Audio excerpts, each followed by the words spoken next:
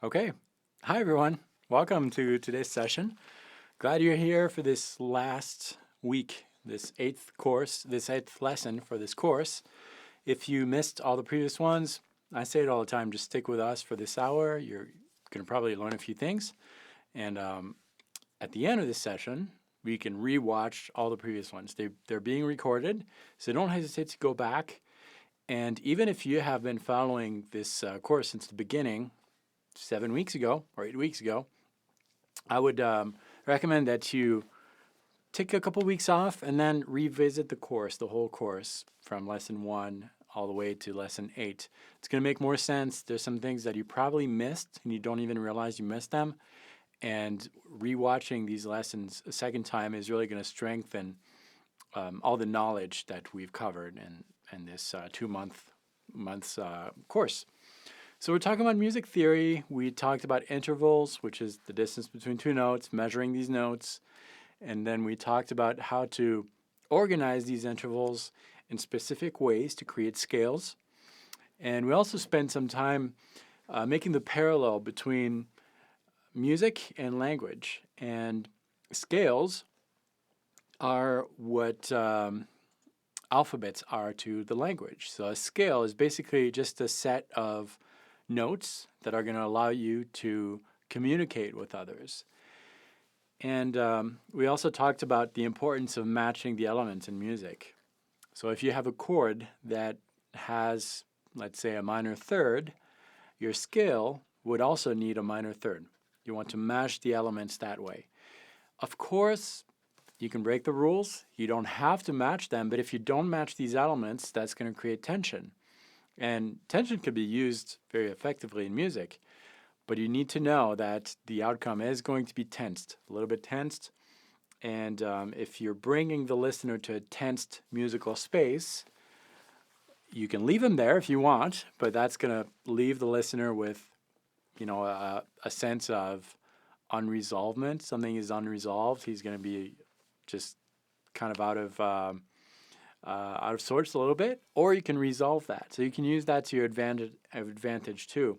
Every once in a while, maybe add some dissonance, break the rules, bring the listener to a different place, a tensed place, and then bringing back.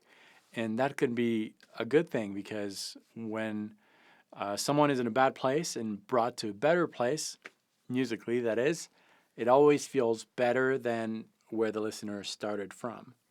So we talked about all those kind of things, and anytime you're approaching a new musical concept, whether it's theory or technique or phrasing, just bring it back to language. It's really going to help you, I think, make more sense of all those elements that we're talking about.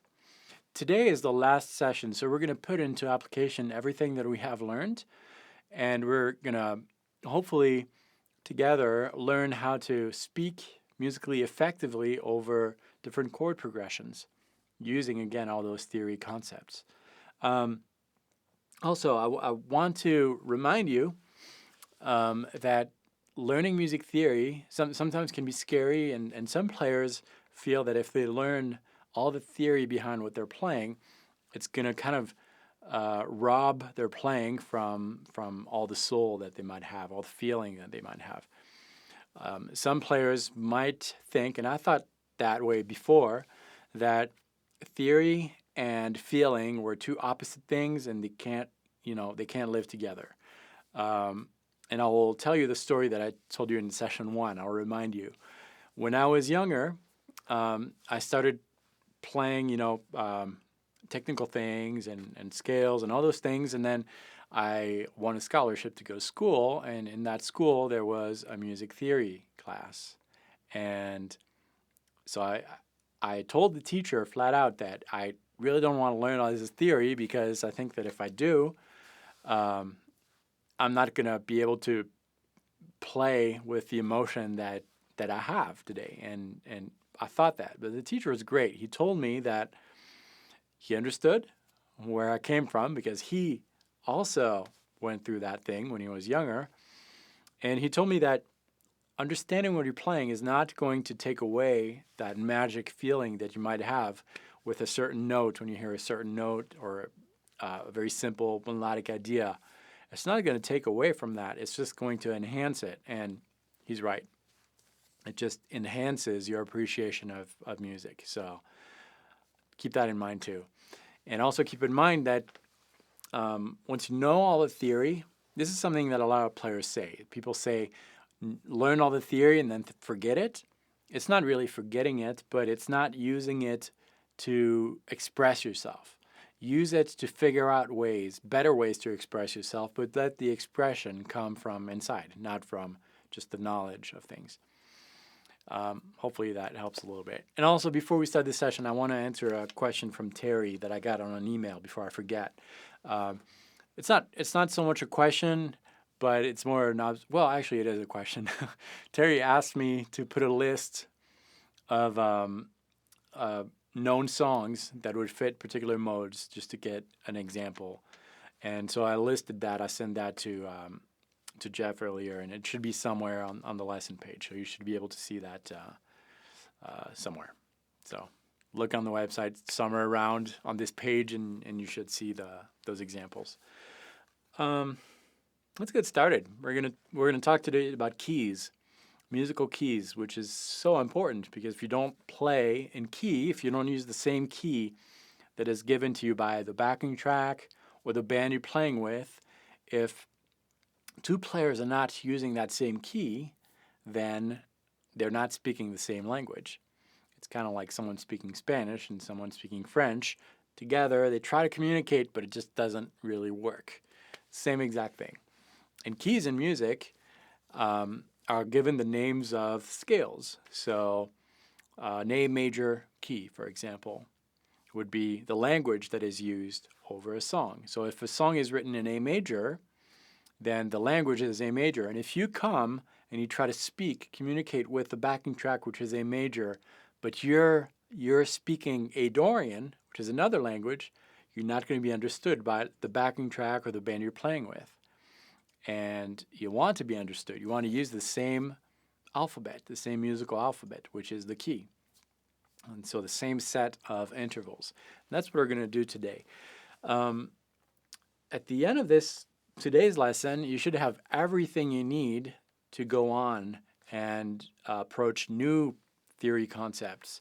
And the directions are really various. You can study anything you want with all these core lessons, these 8 core lessons. So what we're going to talk about today, you can take this method to approach it with more complex chord progressions. And you'll know better at the end of this lesson. So the most important thing you need to know is to match the elements today. We're going to really take a look at the chord progression and gather clues as to what kind of scale you can use over it. I'm going to demonstrate really quick without getting into an actual chord progression, just on a chord. Let's say that we have a chord made of a root. Every chord has a root as a starting point. And then we're going to stack the other notes. That is going to give you more definition in that chord. So we've got a root, and we'll pick C as a root. Okay, so we've got a C. And I'm going to play that. There's multiple C's on the fretboard, but I'll play it right here on the 5th string, 3rd fret. And then I'm going to add on top of that a major 3rd. And on top of that, a perfect 5th. So that's our chord. Root, major 3rd, perfect 5th. Okay, so that's our chord. And I'm going to just play with that chord with my looper here. And that'll establish the musical bed that we're going to use. So let's do something very simple.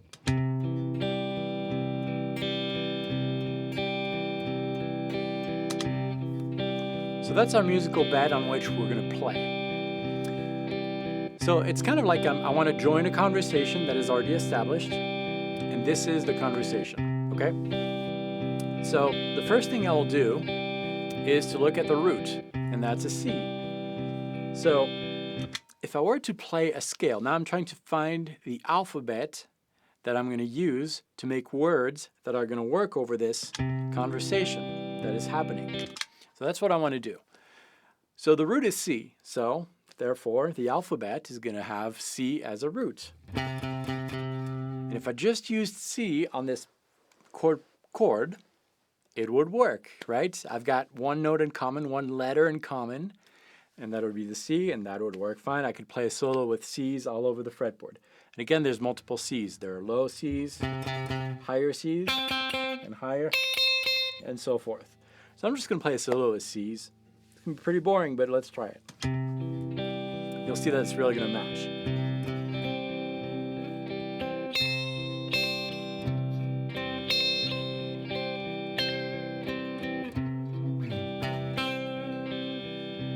Nothing new there, right? I'm just respecting the elements, matching what is already given to me by the chord.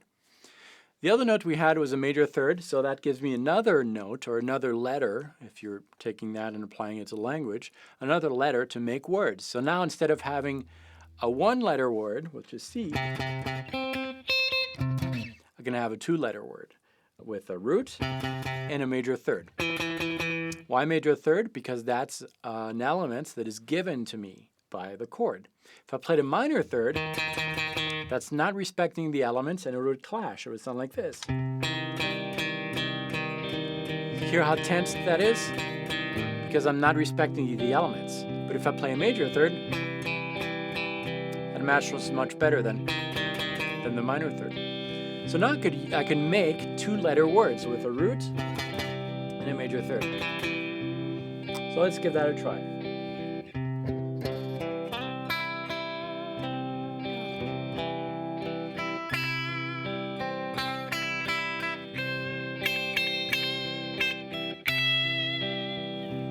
It's a little more interesting, but still not very elaborate as a conversation piece, but still it works. And then the third letter that I can use to make words, to phrase, to improvise, is that perfect fifth, which is given to me by the chord. If I just listen to the chord, it gives me clues as to what I can use, which letters or which notes I can use to make words, to speak musically. And that's the fifth. So right now I've got three letters or three notes that are given to me by the chord already, and I can use these three notes to make words. Now a word, a musical word or a lick, a word isn't just A, B, C, D, E, F, G, right? You're not just giving the alphabet like that. You can use any order of these notes. You can repeat some letters. You can do whatever you want. So let's say that we've got, let's call this, well, it's a C. It's a C note. We've got a C, an E, and a G. C, E, G are the notes. And it doesn't matter if you know the names of the notes or not, but I just want to show you something. I've got C, which is the root, E is the major third, and G is the fifth. So C, E, G. What kind of words can I make? And they don't have to make sense. Well, I can make a word C, E, G, keg. Okay, C, E, G, keg. There it is. Nothing very interesting. I could do G, E, C, right? Jack. G, E, C, that works too. I could do C, G, E, G. C, G, E, G. That works too. And you can kind of be creative like that by making your own words, your set of words. That could be a way to kind of start phrasing musically. So let's just phrase a little bit using these three letters. It's going to fit perfectly. It's not going to have much character, but you're going to have a basic conversation with the chord. And a basic conversation would be kind of baby talk, like me want milk, for example. You understand the idea, but it's not, I would like a lukewarm cup of milk in a glass cup. Or glass, yeah, right? There's no adjectives, there's no details. It's very basic, and that's what I'll do musically here.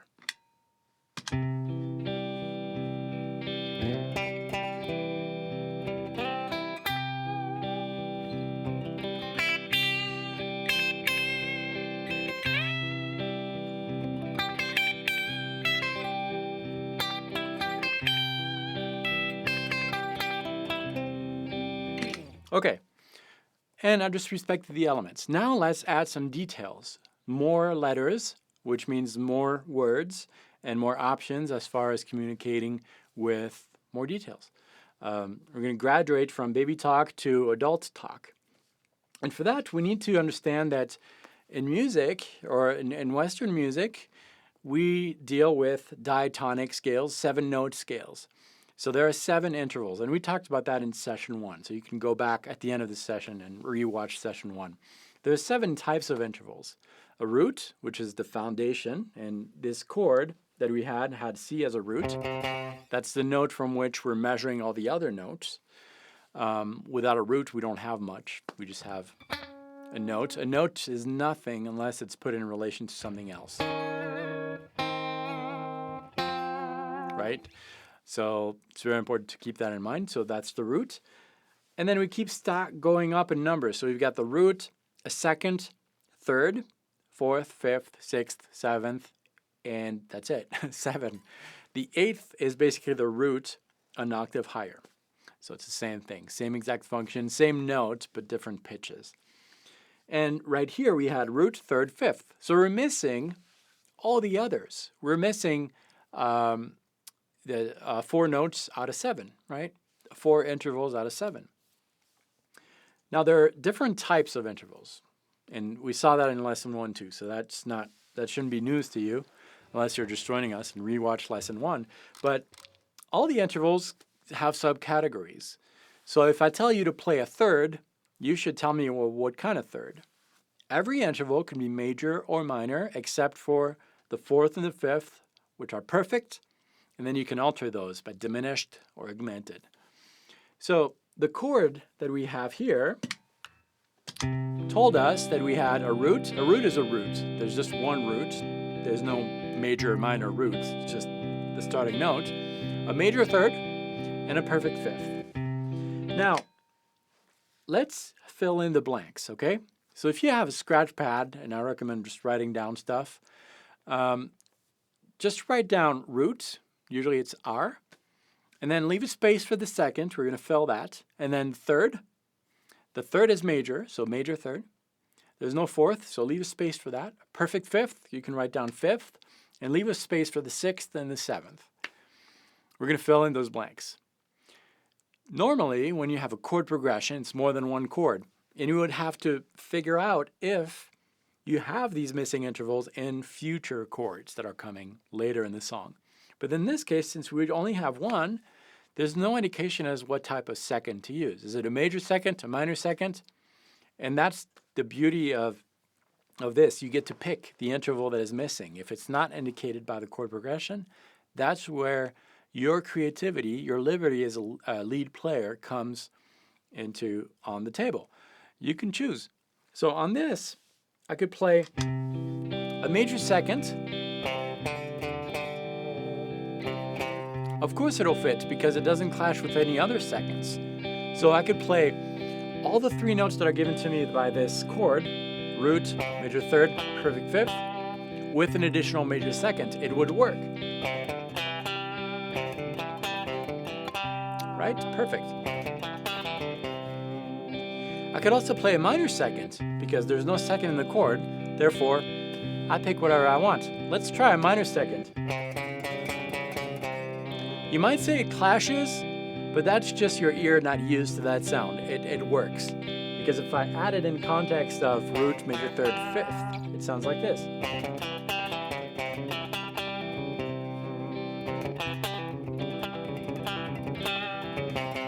It's a different color, but both work. There's this color with a major second,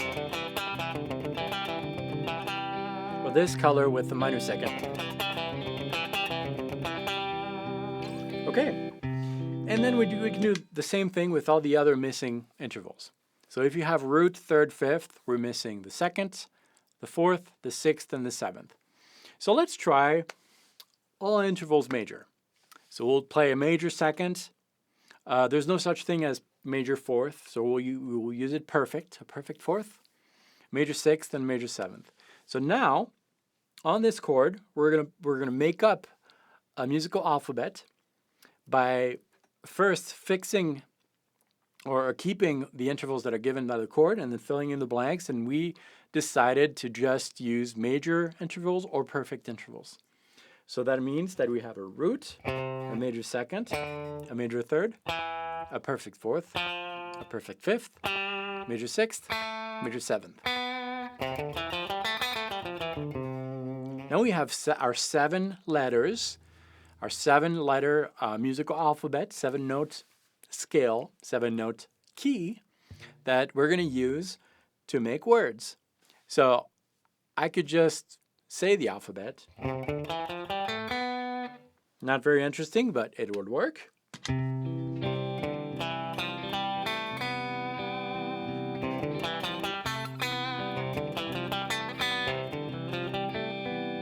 Or I can make words by picking some of these 7 notes and reorganizing them in whatever way I want.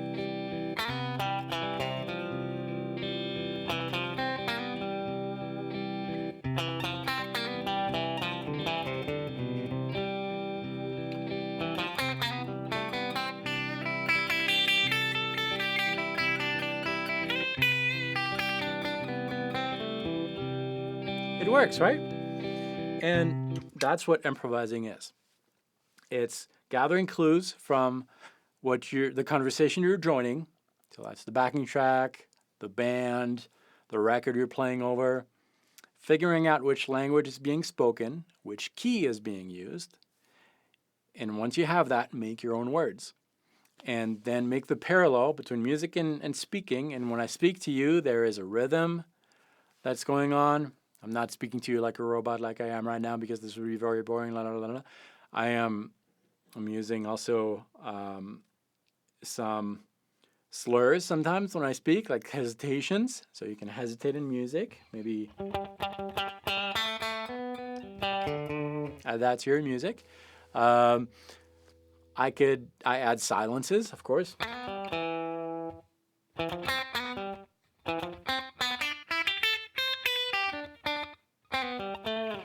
Anything you can think of that makes language what it is can be used in music. So that was the intro to what we're going to talk about here, which is more chords, so chord progressions. But the theory behind it is exactly the same. And eventually, you won't have to break down everything like that and figure out every note of a chord and so forth. Do that when there's complex chord progressions, but eventually you're just going to hear it. You will hear that this sound is being used, therefore I've got to place my finger here. And that comes by actively, when you're working on scales and things like that, or chords, always engage your ear. Always anticipate, imagine what the next sound should be like. Even if you're wrong, just imagine what it will be, and then you're automatically kind of going to correct that, that your ear, the recognition of these notes. And that's where eventually when you play, you won't have to think about your fretboard.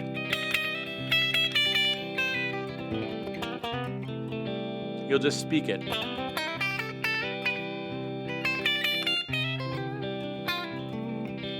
So that's the goal here. Okay, I'm going to delete this loop and we're going to take a look at our first diagram. There are 3 that we're going to cover, hopefully, if we have time. But if not, the principle is exactly the same, okay, for all 3 diagrams. And there are also backing tracks that are available for you that are based on these 3 diagrams that we're going to use. So this one is made of 4 chords. We've got a C, a G, an A minor, and an F. So the first thing that we're going to do is take a look at that C, and we're going to bring all these chords in a similar area of the fretboard. And as you can see, they're all in that zone there. The C is between the open string and fret 3. It's in that slice of the fretboard. The G is in the same slice of the fretboard. Same for the other 2 chords. We're bringing these chords in the same area of the fretboard because that's going to help us visualize things a little bit better. So we've got a C, and we're going to imagine that we're mapping out, drawing out that C on the fretboard. It's going to look exactly like that top left diagram there. So that's what we have, okay? We basically have a 5th string 3rd fret, 4th string 2nd fret, 3rd string is open, 2nd string 1st fret, and 1st string is open. That's the C major chord shape, which is the chord that we were improvising over earlier. We've got a root, major 3rd, perfect 5th. And some of these are repeated, so that's why you hear 5 tones, 1, 2, 3, 4, 5. But if you were to analyze these 5 tones, you'd see that you'd have a repetition of only root, major 3rd, perfect 5th. Not necessarily in that order all the time for fingering purposes, but you'd see that you only have these 3. And as a matter of fact, if I name the intervals here, I've got the root, major 3rd, perfect 5th. This is also a root and major 3rd. Okay, so that's our first chord. And as a rule, we're going to take the first chord of any chord progression, look at the name, look at the root, which is C, and we're going to start mapping out our key from that first chord. So if my first chord is C major, the key is going to be C something, okay? As a general rule. There's always exceptions, but if you want to be safe, just do that. It's going to help.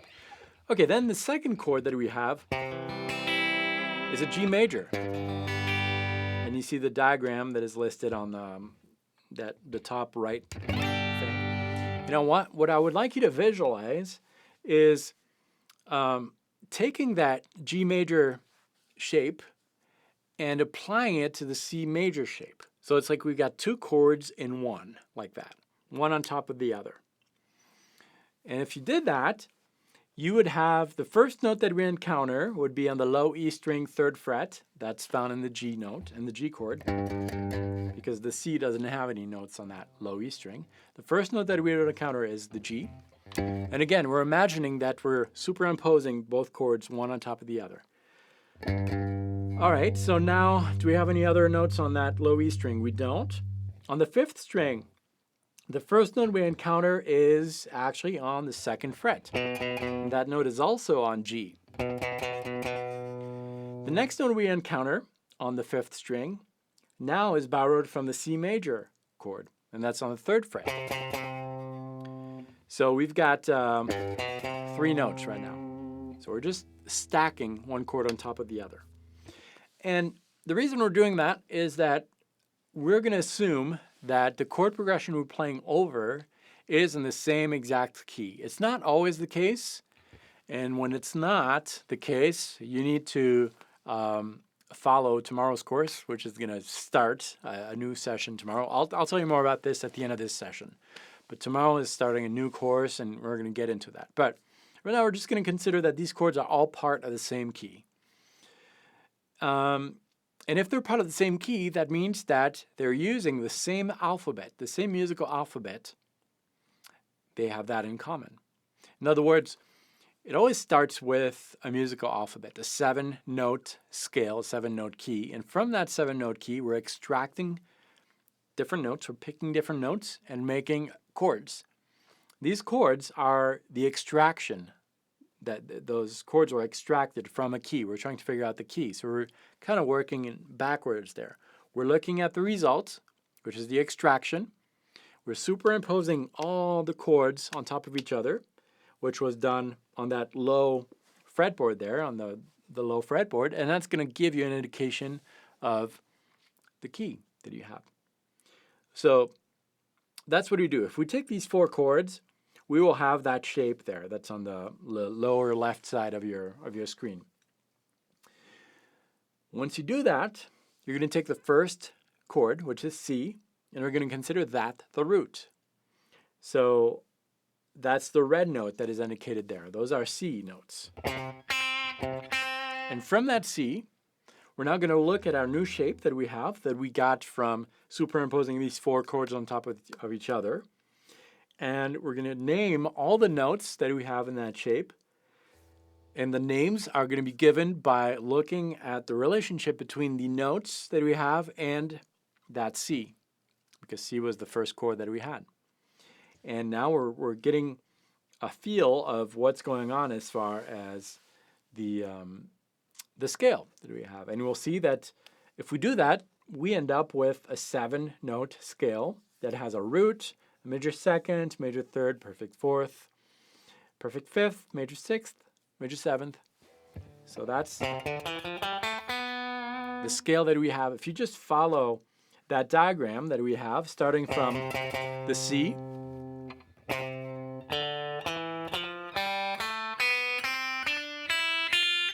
that's your musical alphabet.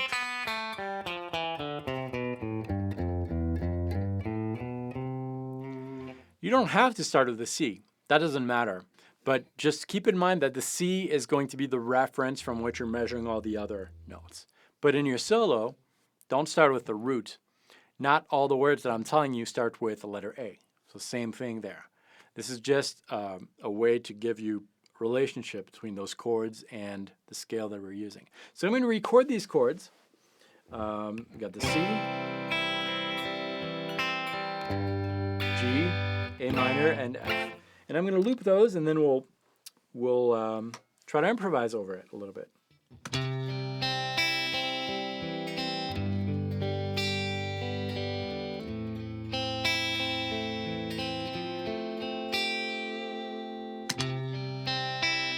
So if I just play the diagram that we have on the bottom now,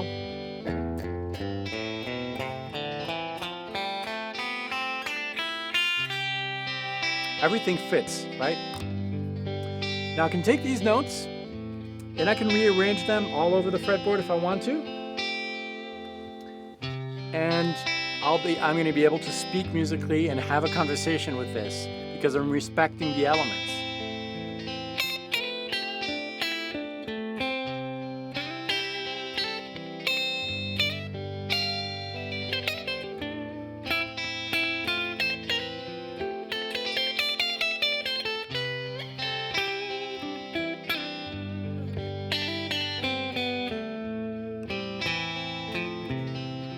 It doesn't have to be fancy.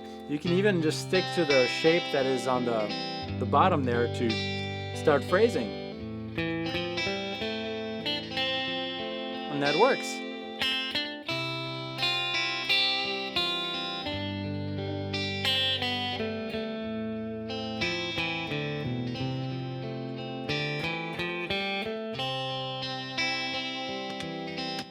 And I just had a conversation with the backing track, and I matched the elements. Now, if I change any of these intervals with something else, that's where it's going to clash.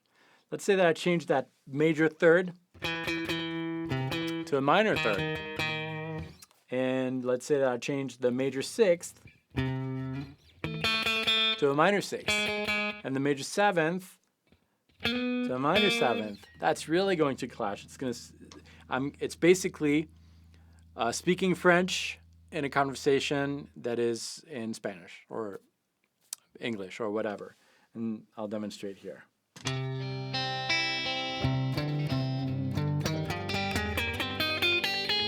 Doesn't work.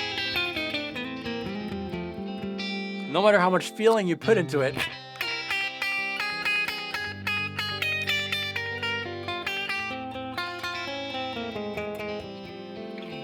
doesn't work, right? So you need both. You need the theory and you need the feeling to create something emotional.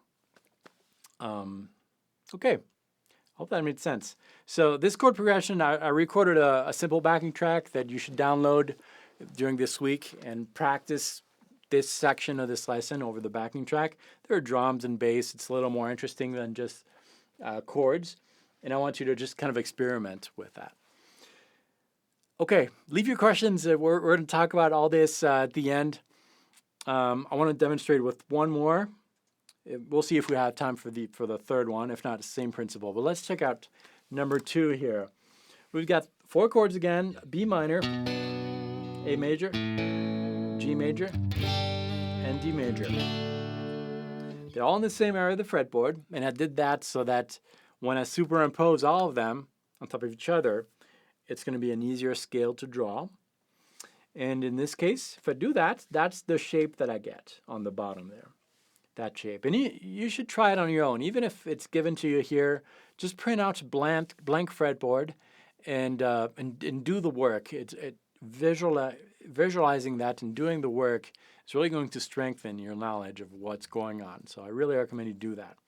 You take your blank fretboard, you draw out a B minor chord, draw out an A major chord, a G major, and a D. Okay, so that's the first step. Once you have that, you figure out what the first chord is, and that's a B minor, and you're going to highlight that B on the shape that you drew, which is on the bottom. And I highlighted in red here. That's the root. It's from that note that we're going to measure all the others. Really, in essence, you could pick any of these notes to be the root. But this is just an easy way to jam with others. So if you're jamming with someone, you just need to know the first chord and use that as your starting point. In essence, it doesn't matter if I consider B to be my root or G to be my root or D to be my root. I'm going to end up with the same scale, and my ear is going to guide me towards the words that I want to say musically, because not all words need to start with the root, and you're naturally going to use licks that are going to make sense to you if you use the same key. But here we're using B, and if we were to analyze what's going on, again, we'll find that we have 7 notes. We have a root, we have a major second. Actually, yeah, we do have a major second. We've got a minor third. I'm just listing the notes and looking at these notes and organizing them in order. So root, we've got a major second that's on the second string there, second fret. Notice they're not necessarily all in order because of the way that these chords are built, but you will find all the intervals. We have a minor third that's on the second string, third fret.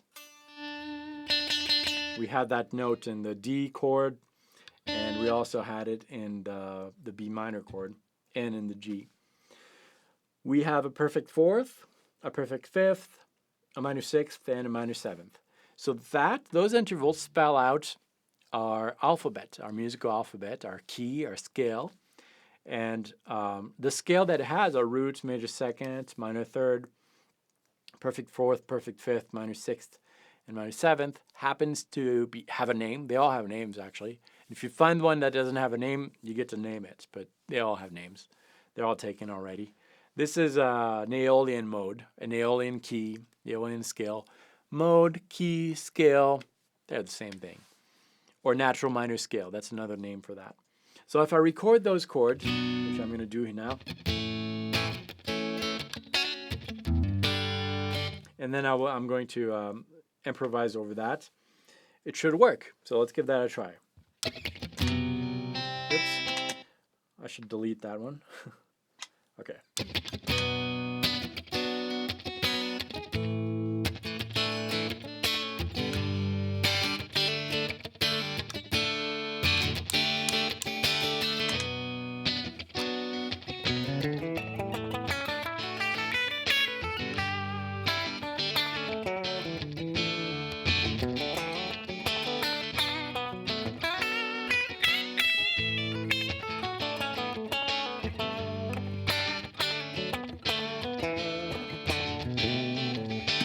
So I just realized as I was playing that I wasn't playing in the same area of the fretboard as this diagram, but I was playing the same exact notes. If I stuck to this shape that we got there,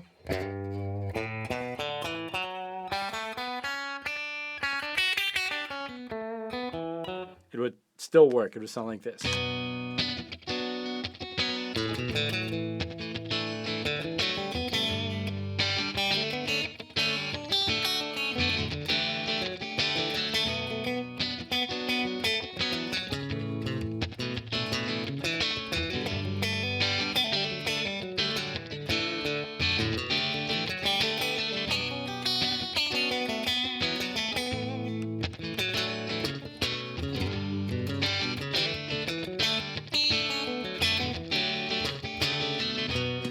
Okay, so that's the principle that we have.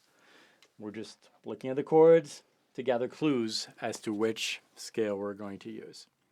We do have time for the third one, so let's move on to the third one. Again, that backing track is also available. You can download it and try all these concepts over it. Let's look at the third chord progression here. Same exact principle. This time we have a C minor, a G minor, a B flat major, and an F major.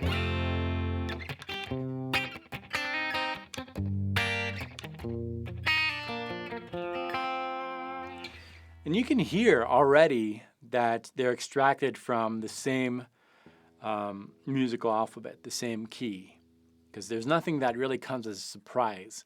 If you had something like this, you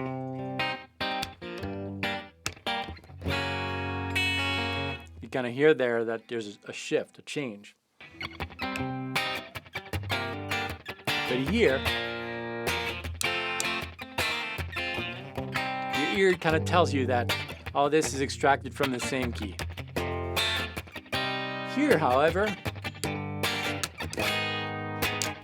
you hear a change. And that's called a modulation, when there's a change of key in the same conversation. And there are tricks for that, which we'll cover starting in tomorrow's course, playing melodically. Okay, but now for this chord progression, everything is standard, extracted from the same key. And if we were to superimpose all these, we would get that shape on the bottom. Not necessarily a comfortable shape, but that's what we get.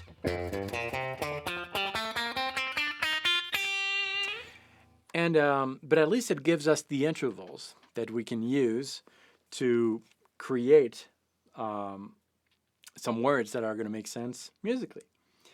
And they're also going to help us understand what kind of intervals we have and what kind of alphabet we can extract from it. So if we do that, we're going to use C as our starting point, because C is the first note of the first chord that we have. So we're going to measure all the other intervals from that C, and we'll see that we have a root, a major second. Is there a third in there? Yes, there is. The first third that I encounter is on the second string, 4th fret. That's a minor third. We have a perfect 4th, perfect 5th, major 6th, minor 7th. So we have our 7 notes, our 7-letter alphabet. And this does have a name, so you can't name it. It's called the Dorian mode, the Dorian key, the Dorian scale. And that's made of a root, major 2nd, minor 3rd, perfect 4th, perfect 5th, major 6th, and minor 7th. Very close to the previous backing track. The 6th is what differs here. In the previous one we had a minor 6th, now we have a major 6th. And that makes all the difference, because if I use the wrong 6th on one of the chords that has the indication of what type of 6 I have to use, that's going to clash.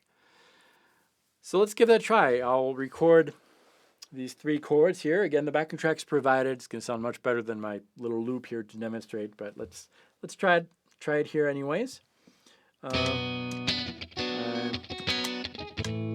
Loopers are funny. It's okay.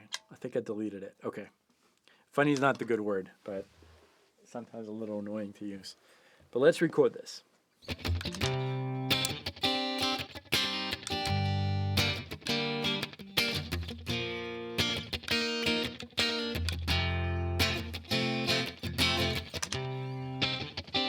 And now I'll just use the shape that we have on the bottom there. I'll start with that. So I'll just say the alphabets, basically.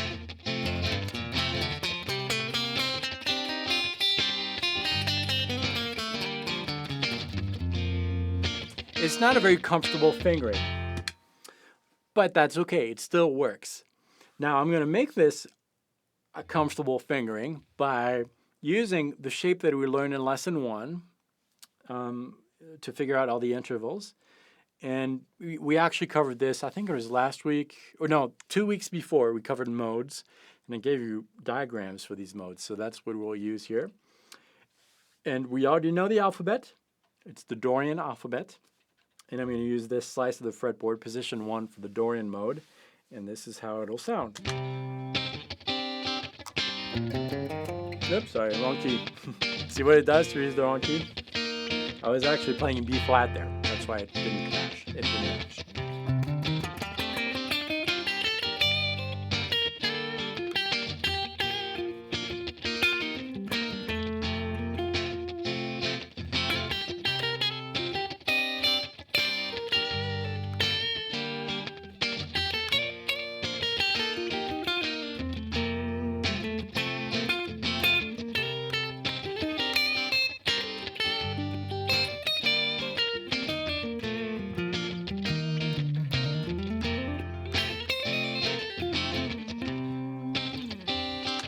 Okay, and so that's how music theory works. Basically, matching the elements is so important. And I often see it as, those starting puzzles for kids with pre-cut shapes. You've got to match the shape in there. That's what music theory is. The board with the pre-cut pieces are the backing track or the conversation you're trying to join, the musical conversation.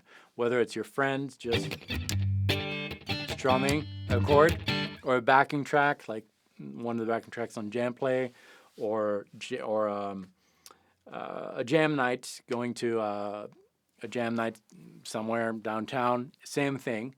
That's the pre-cut. That's the board, and you're adding the pre-cut pieces. You need to match the elements. That's the most important thing. So everything is given to you by the chord.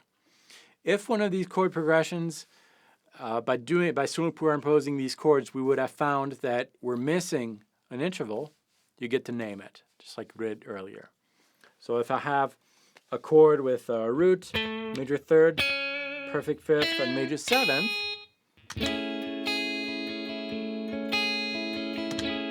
if that's all I have, well, I've got to respect the root, I've got to respect the major third, the perfect fifth, and the major seventh. As far as the second, I get to choose. Do I want to have the major second color or the minor second color?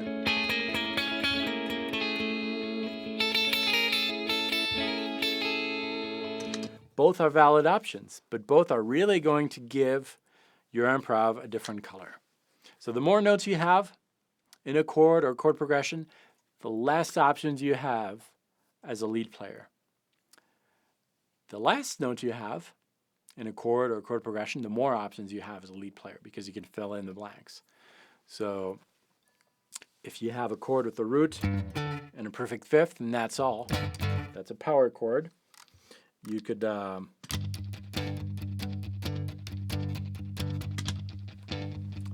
fill in the blanks, and there's a lot of scales that you can use as long as you have the same root and a perfect fifth. Here are some of the colors that you might have.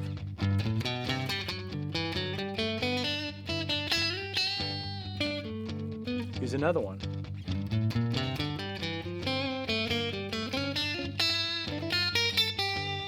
It still works. Here's another one.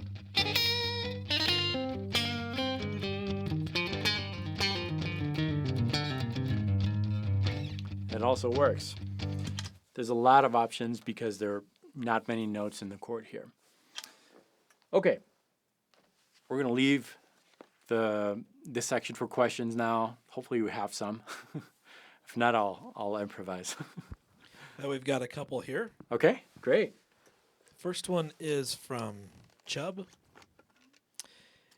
And his question is, sometimes it is very hard to hear what exact chords are being used in a song, especially if they have bass notes that are different than the root. How do you figure out those situations? Yeah, that is true. That is hard sometimes. What you should, the root really doesn't matter. You shouldn't consider the root necessarily as the starting point. Just use the root as an additional clue. And as you're trying to, and this gets into ear training too, but try to loop your section and just focus on one note at a time. And like if we had a chord that was, I'll just play a chord here. Let's say we have this chord.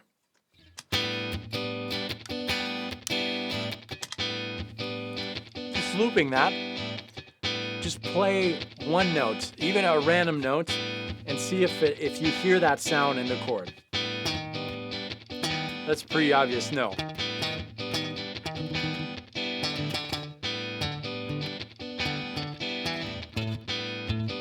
You have this one. And just do it one note at a time. So the point is, don't get too focused on the bass that is different. Even if it's different, it doesn't matter. Just pick out all the possible notes, and on your blank fretboard, put a dot anytime you have one of these notes. And the root, the starting point of the key, it doesn't really matter. It could be anything. as long as it's one of the notes that you heard at some point. The end result is going to be the same when you improvise. You'll have your alphabet from which you can make words. That's my tip.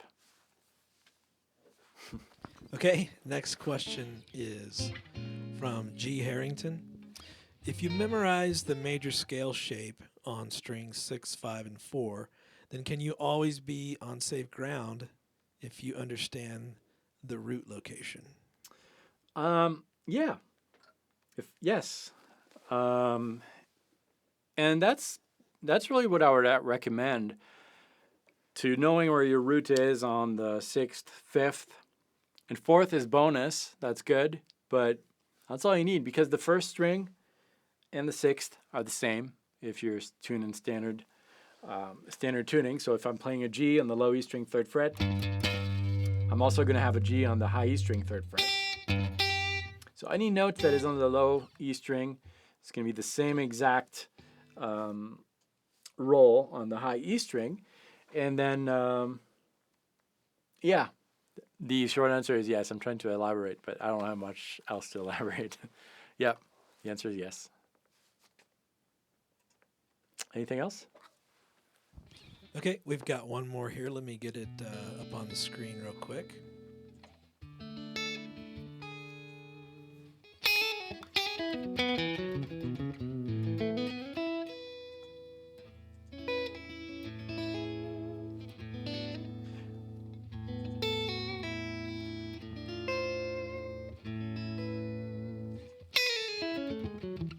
This one's from Edge EM.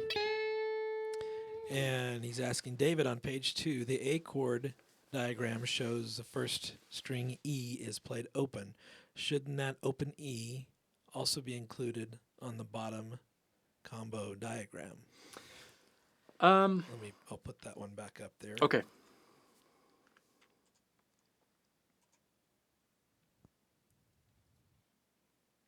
Okay. Yeah. I see what you're saying. Yeah, definitely. So we're talking about the top right chord, and we're looking at the A major chord, which can be played in multiple ways again, but the way that I wrote that top right chord is with starting from the 5th string to the 1st string, we have open, 2, 2, 2, open. And on the low diagram, when we're superimposing all these chords, since I'm having an open string on the high E string, I could also have an open string on that. I should have an open string on the bottom diagram there, right? Which would end up being a 4th, which thankfully we already had. We figured out that we did have a perfect 4th because of the B minor chord. The root of B minor. Actually not B minor, sorry, G major chord. We see that covers the root. But yes, and I'll update that diagram, but in essence, it doesn't matter if we're missing it because we already had that note covered. But yeah, good observation. I want to talk to you a little bit about tomorrow's course too, which is kind of a continuation of what we've covered. So we talked about the theory, right, in the last 8 weeks, which is kind of explaining what is going on when you improvise, why it's important to match elements. And that is kind of very a scholar way of approaching it. I tried to include a little bit of phrasing tips, like applying that to language. But tomorrow we're actually looking at the other side of this. Once you understand what you're playing, it's time to apply it and speak musically, melodically. And that's what tomorrow's course is all about. It's an 8-week course. And each week we're going to take a look at a concept that is important to me when I improvise and to a lot of players. And hopefully this is going to give you an overall inspirational 8-week program that's going to help you really develop who you are musically with simple concepts that you can apply wherever you're at, whether you've just picked up the guitar or you've been playing for years. You can really use them wherever you're at in your musical journey. So that's starting tomorrow, and really recommended you give it a try, that you join tomorrow. Same time, same place. And also, like I said earlier, this 8-week lesson course on music theory has been recorded, so you can access all the streams, including this one. It'll be available soon on the site too. You can rewatch it. I really recommend that you do, so you can pick up on some things, and it'll be easier the second time around, and it's going to encourage you to really know what we talked about. Yeah, I see you with the microphone. Yeah, I've got a burning question here. I've Okay. had several people are asking this one. Yeah. But originally it was from S. Gowan, and the question is: so now that you know what your scale looks like, how do you know how to move it up and down the fretboard? Yeah. So that question, I kind of gave you clues throughout the course as to how to do that, and it kind of all goes back to lesson 1, where we had a formula. On lesson 1, I told you about a formula that would give us a shape, that would give us all the major intervals and all the perfect intervals. Or maybe it was lesson 2, I can't remember. One of these earlier lessons. And that's really the starting point of all of that. Because once you have the formula of the scale, you know that it's a root, major second, minor third, perfect fourth, or whatever. You take a blank fretboard. You write a dot anytime you have one of these roots. And then you write a dot anytime you have one of the major seconds. And you do the same for all the 7 notes. And you'll have a big fretboard full of notes. And that's where you use positions. And we covered positions too. I think it was in week 5 or 6.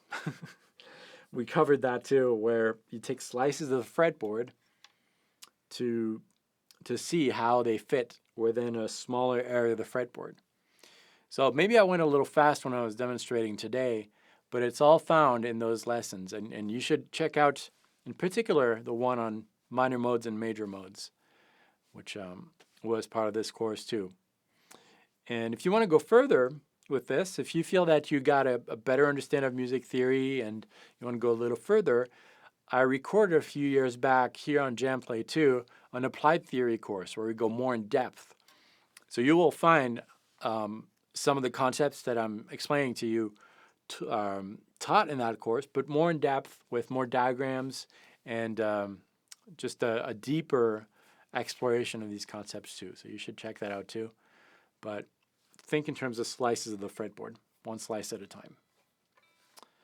I hope that answered your question. Okay, that looks like all the questions that we have. Great. So remind everyone of your new series is starting tomorrow, 8 o'clock Eastern time, I believe. Yep. And it's called Melodic Magic. And Siri says hello. And Siri decided to start speaking to me. Yeah, so I hope to see you there tomorrow at the same time. And it's going to be fun. Remember that you can get the backing tracks too for today's session on the page, and you should download them and give all that a try. Thanks so much, everyone. I hope to see you tomorrow. I'll be here, and practice well. I'll see you then.